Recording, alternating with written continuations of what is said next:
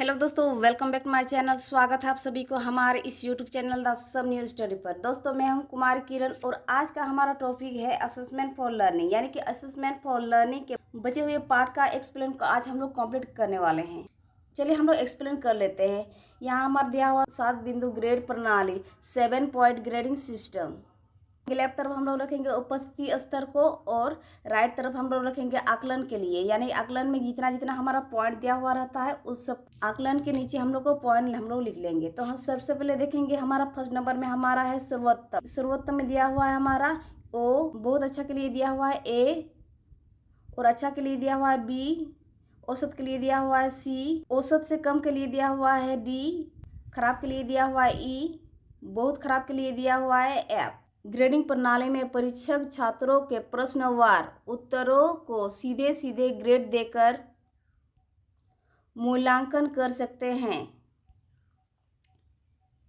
तथा संपूर्ण उत्तर पुस्तिका के लिए औसत ग्रेड ज्ञात कर लिया जाता है।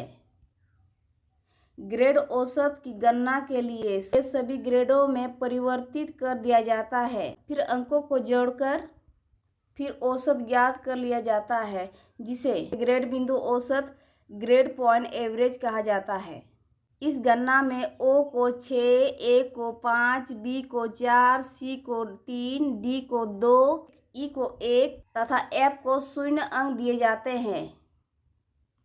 यह संख्या एक निश्चित अवधि के दौरान अर्जित सभी फाइनल ग्रेड्स की एवरेज वैल्यू को रिप्रेजेंट करते हैं। ग्रेड बिंदु की औसत गणना, calculation of grade point average. अब हम लोग 4 स्तर को देखने वाले हैं। प्रश्न संख्या, उपस्थित स्तर, ग्रेड और ग्रेड बिंदु। तो चलिए हम लोग देखते हैं। यहाँ हमारा 1 नंबर में हमारा दिया हुआ है, 1 नंबर में हमारा दिया हुआ है सर्वोत्तम। अगर ग्रेड में देखा जाए तो हम लोग को मिलेगा ओ, और ग्रेड बिंदु में देखा जाए तो वो हमें मिलेगी 4। फिर हम लोग आगे निकलते हैं, यानी सेकंड पॉइंट में हम लोग देखेंगे। सेकंड नंबर में हमारा दिया है उपस्थित स्तर में हम लोग देखेंगे बहुत अच्छा। बहुत अच्छा को अगर ग्रेड में देखा जाए तो हम लोग को मिलेगा ए, और ग्रेड बिंदु में अगर देखेंगे तो हमें मिलेगी 5, यानी कि 5। तीसरा पॉइंट में हम लोग देखेंगे, तीसरा में देखेंगे अच्छा के लिए। ग्रेड में अगर देखेंगे तो हमें मिलेगी बी, और ग्रेड बिंदु में अगर देखेंगे तो हमें मिलेगी 4। फोर्थ नंबर में हमारा दिया हुआ औसत, अगर ग्रेड में देखा जाए तो वो हमें मिलेगी सी, और ग्रेड बिंदु में देखेंगे तो हमें मिलेगी 5। अब 5 नंबर देखेंगे। 5 नंबर में हमारा है औसत से कम। अगर ग्रेड में देखा जाए तो वो हमारा है डी, ग्रेड बिंदु में देखेंगे तो हमें मिलेगी 4। फिर हम लोग 6 नंबर चलते हैं। 6 नंबर में हमारा है खराब, यानी ग्रेड में देखा जाए तो ये हमारा है ई, और ग्रेड बिंदु में हम लोग देखेंगे तो हमें मिलेगी 4। फिर हम लोग 7 नंबर में देखेंगे। 7 नंबर में हमारा दिया हुआ है बहुत खराब, यानी कि अगर ग्रेड में देखेंगे तो हमें मिलेगी एफ, और ग्रेड बिंदु में देखेंगे तो हमें मिलेगी 3।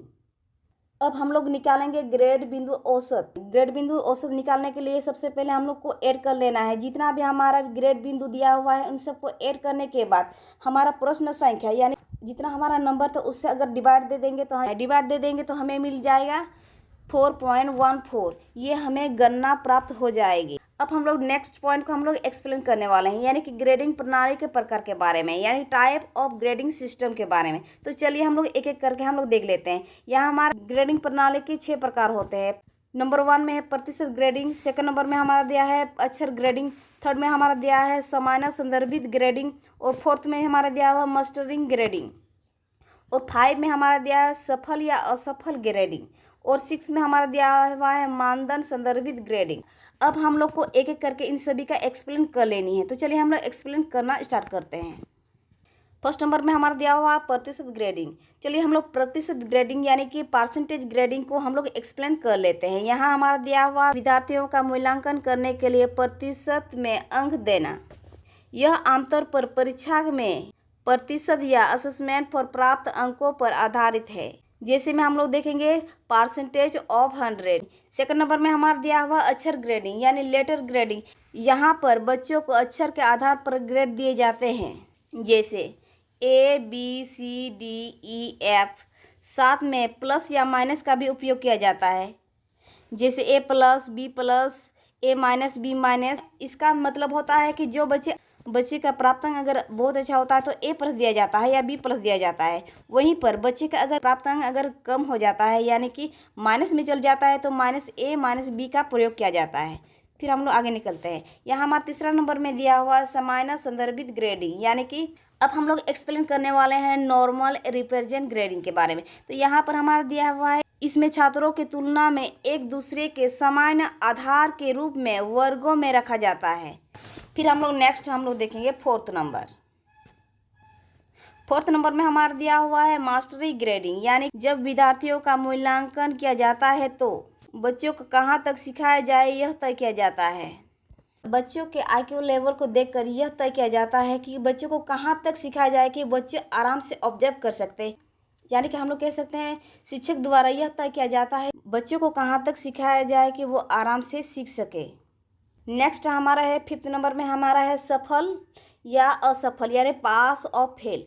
इस स्तर में बच्चों को 2 स्तर में रखा जाता है, बच्चे पास है या फेल, यानी कि कौन सा बच्चे फेल है और कौन सा बच्चे पास है, यानी 2 कैटेगरी में रखा जाता है, जिससे यह पता चले कि कौन सा बच्चा फेल है और कौन सा बच्चा पास है। फिर हम लोग नेक्स्ट चलते हैं। 6 नंबर में हमारा दिया हुआ मानदंड संदर्भित ग्रेडिंग, यानी इंस्टीट्यूशन रिप्रेजेंट ग्रेडिंग, यानी कि यह प्रणाली विशेष जानकारी पर आधारित है जो छात्र के सीखने की प्रक्रिया के माध्यम से प्राप्त करते हैं, यानी कि हम लोग कह सकते हैं मानदंड संदर्भित ग्रेडिंग के माध्यम से बच्चों को अलग अलग माध्यम से सिखाया जाता है, यानी कि उसके सरलतम प्रक्रिया को ढूंढा जाता है जिससे बच्चे सरलता से समझ बूझ सके। इसमें शिक्षक निर्धारित करते हैं कि विद्यार्थियों को सीखने के लिए कौन सी कौशल की आवश्यकता होती है, यानी कि बच्चों को किस तरह से सिखाया जाए कि वो आसानी से सीख समझ सके।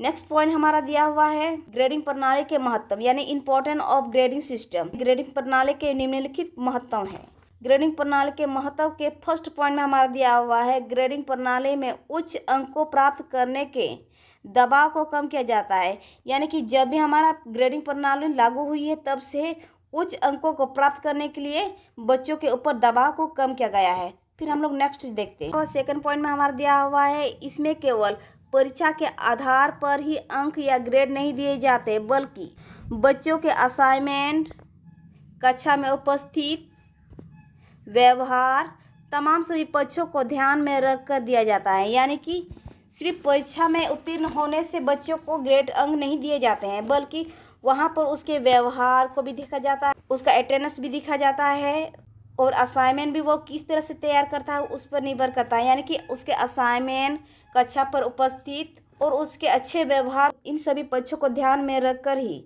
बच्चों को ग्रेड दिए जाएंगे। इसके बाद नेक्स्ट पॉइंट देखते हैं। थर्ड में हमारा दिया हुआ ग्रेडिंग देन से, यानी कि हम लोग बोल सकते हैं ग्रेडिंग के माध्यम से अध्ययन करना आसान हो जाता है, क्योंकि पास अंकों की प्राप्ति की इच्छा विद्यार्थी आसानी से अपना लक्ष्य प्राप्त कर सकते हैं, यानी कि ग्रेडिंग देन से ही, यानी ग्रेडिंग के माध्यम से ही पास होने में कठिनाई नहीं होती है, बच्चों को पास होने में आसानी होती है। चलिए हम लोग आगे निकलते हैं, यानी कि नेक्स्ट पॉइंट हमारा 4 पॉइंट में हमारा दिया हुआ है ग्रेडिंग श्रेणी को जानते हुए माता पिता भी अपने बच्चों के क्षमता के बारे में जानते हैं, यानी कि उसके ग्रेडिंग कार्ड, यानी कि बच्चे के मम्मी पापा उसके रिपोर्ट कार्ड में देख लेते हैं, यह निर्णय लेते हैं बच्चों के ऊपर कितना ध्यान देने की जरूरत है। फिर हम लोग नेक्स्ट पॉइंट देखते हैं, यानी कि 5 नंबर है। 5 नंबर में हमारा दिया हुआ है ग्रेडिंग प्रणाली के अंतर्गत बच्चों का सतत एवं व्यापक मूल्यांकन होता है, यानी कि ग्रेडिंग प्रणाली के अंतर्गत इसी के माध्यम से बच्चों का सतत एवं व्यापक मूल्यांकन भी साथ में हो जाता है। 6 नंबर में हमारा दिया हुआ है ग्रेडिंग प्रणाली से बच्चों का मानसिक दबाव कम हो जाता है, यानी कि ग्रेडिंग प्रणाली जब से लागू हुई है तब से बच्चे के ऊपर यानी इस प्रणाली से बच्चे के मानसिक दबाव को कम किया जा रहा है, जिसके चलते बच्चे अच्छे और सरलता से वो सीख पाते हैं। 7 नंबर में हमारा दिया हुआ है ग्रेडिंग प्रणाली से विभिन्न विश्वविद्यालय और बोर्ड के विद्यार्थियों की तुलना सरलता से की जा सकती है, यानी इसके माध्यम से कोई भी विद्यार्थी हो या किसी भी विद्यालयों के यानी विश्वविद्यालय के स्टूडेंट हो, ग्रेडिंग प्रणाली के माध्यम से सरलता से सीख और समझ सकते हैं और आगे भी स्टडी की प्लानिंग कर सकते हैं। नेक्स्ट हमारा दिया हुआ 8 नंबर। 8 नंबर में हमारा दिया हुआ है ग्रेडिंग की सहायता से किया गया मूल्यांकन अधिक विश्वसनीय है, यानी इसके माध्यम से इस ग्रेडिंग सिस्टम के माध्यम से बच्चे अपने स्टडी पर बहुत ही अच्छे से फोकस कर पा रहे हैं। 9 नंबर में हमारा दिया हुआ है ग्रेड प्रणाली में विभिन्न विषयों और संकारियों अध्ययन कर रहे विद्यार्थियों की शैक्षिक उपलब्धि की तुलना सरलता से की जा सकती है। यानी इसी के माध्यम से सभी स्टूडेंट यानी शैक्षिक उपलब्धि की तुलना सरलता और सहजता के साथ ये सहजतापूर्वक ये कर सकते हैं।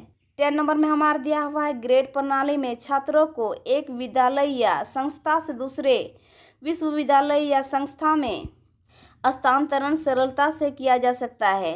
कोई भी विद्यालय हो या संस्था हो या फिर बड़े विद्यालय यानी कि विश्वविद्यालय है, यानी कि वो अपने विद्यालय भी चेंज कर सकते हैं। इसके आसानी से स्कूल, संस्था या फिर कोई भी विश्वविद्यालय में वो एडमिशन यानी कि दाखिला ले सकते हैं। फिर नेक्स्ट पॉइंट हमारा है निष्कर्ष यानी कि कंडीशन में हम लोग देखेंगे उपयुक्त बातों से स्पष्ट है कि ग्रेडिंग प्रणाली द्वारा बच्चों को अंकन देना अच्छा कारगर हुआ, जिससे बच्चों में भेदभाव को खत्म किया जा सकता है और यह प्रणाली समानता, विश्वसनीयता और प्रामाणिकता है।